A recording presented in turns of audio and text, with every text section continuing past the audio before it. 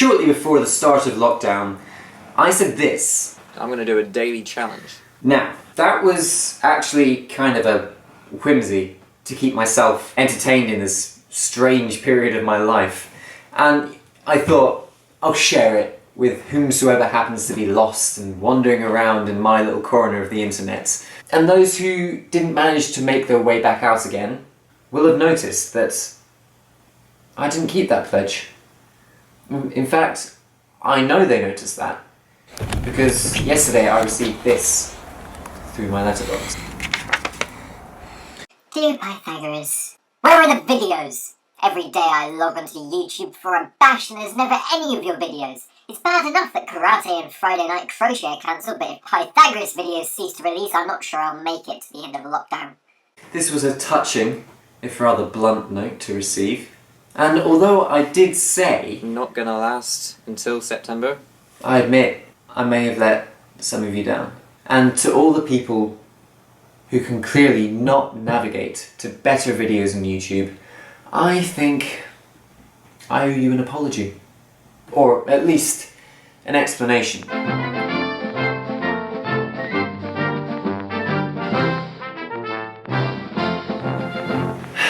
My tale begins many weeks ago, when I was preparing to upload a video of myself wearing my sister's clothes. I'd spent the better part of the day editing and refining this work of art to be viewed, well, primarily by my parents. Not that they were particularly impressed by my ability to put on women's wear. But I digress. So, this is me, just minding my own business, excited to upload another embarrassing video to YouTube, and inexplicably, iMovie just dies on me and gives me this...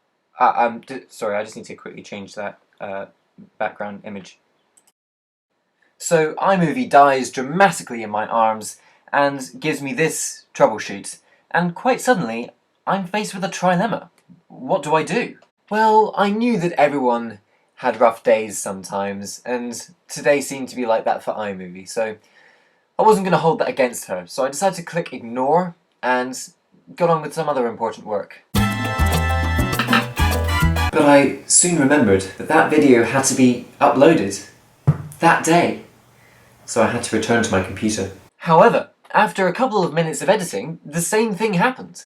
This time though, I wasn't prepared to just sit around and wait for iMovie to calm down, so I clicked reopen. iMovie was quite stroppy about having to come up again, but 5 minutes and an ice cream later, we were back in business and the best of friends. And then iMovie had another hissy fit, so I did the only thing I could. I put my foot down. I immediately got an email from Apple. Dear MRS pi-thagoras, here is your iMovie report, as requested. iMovie, version 1009. Date last opened, today, 3 minutes ago. Copyright sign, 2012 Google Inc. Summary, your iMovie appears to be in good working condition. Hope this helps. Yours sincerely, Tarquin Parkinson. Apple trademark sign. So I wrote back and told him what a terrible mistake he had made. I didn't want an iMovie report, I wanted to report iMovie. And I then decided to big myself up a little bit, you know, just so that he knew I wasn't the sort of person he wanted to mess with, especially as I'm effectively royalty.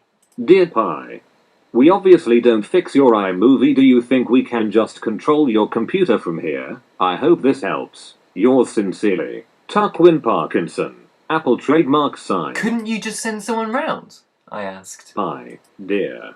Please do not jest. I don't have time for it. We cannot send a man to fix your computer due to social distancing. I hope this helps. Yours sincerely, Tarquin Parkinson. Apple trademark sign. At this point, I think I may have crossed the line. Pi, dear.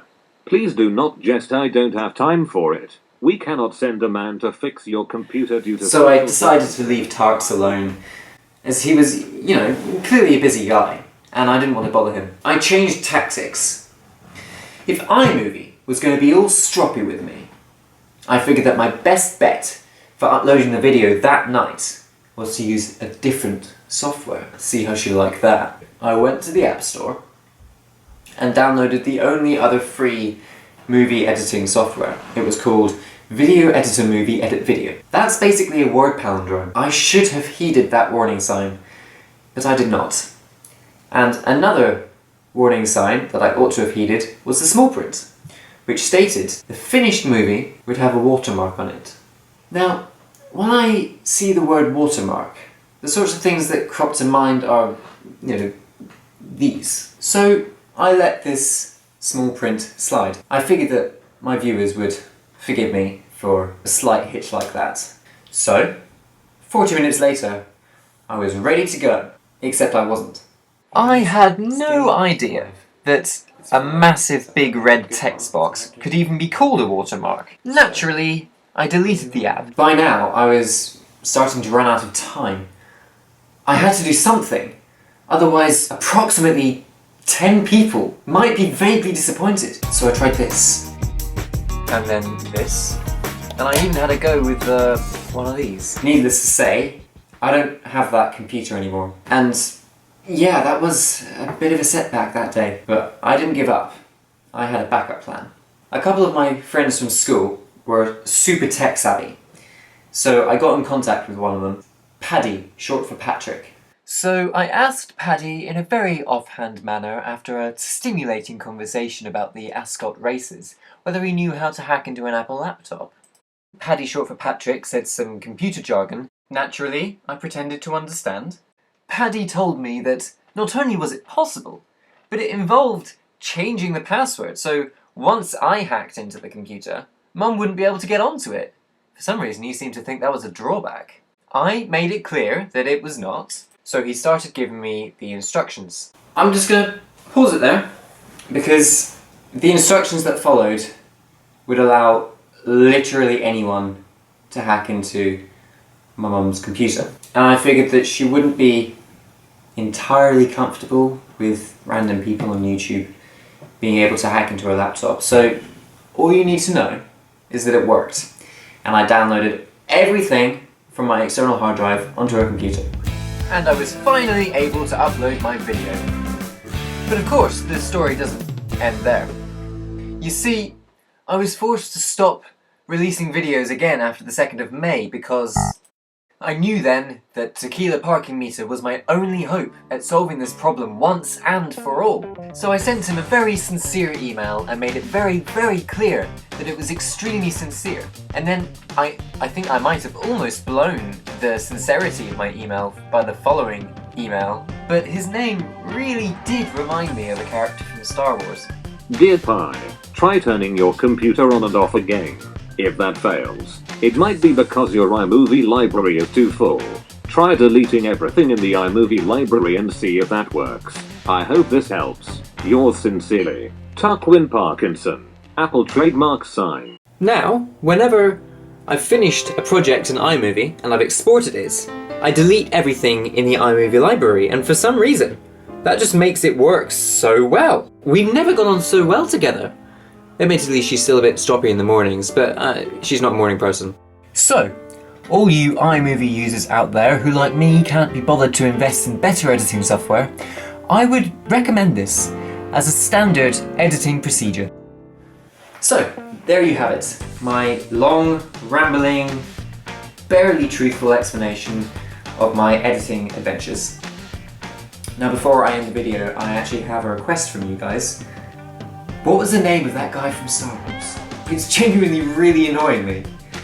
Okay, so here's a link to Marek's channel. Marek is the guy who I advertised at the start of the video, and here's a link to my favourite Pythagoras video, because, Pythagoras.